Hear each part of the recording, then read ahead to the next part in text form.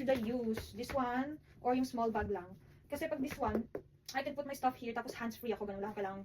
Hindi ko kailangan ng kamay, ganun. Pag ito naman, cute siya, super cute niya. Ito yung first option ko for my bag.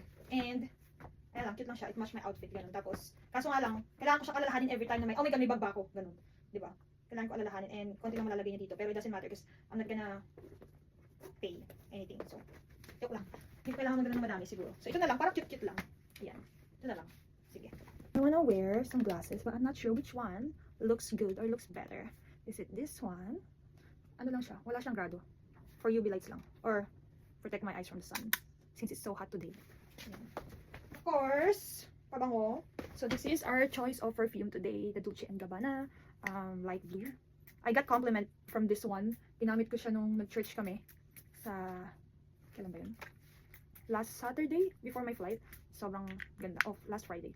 Sabi ng babae dun sa sa mini stop, ano daw yung gamit kong cologne kasi, or perfume kasi daw, kung naglalakad-lakad ako, naamoy daw niya, ganun. So, it really lasts for a while. Mga perfume talaga. So, I think now I should invest. I'm really gonna invest on cologne, perfume kasi talaga nag-last sila for a while, you know.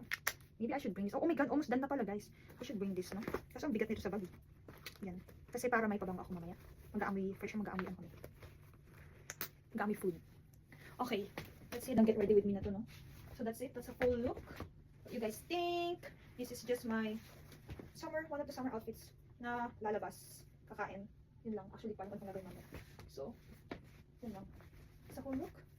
Sobrang haba na ng reels na to. Ay, ng vlog na to, no? Sana panoodin niyo pa din. And hindi kayo magsawa sa aking boses. That's it. That's the whole look. Bye! Mwah!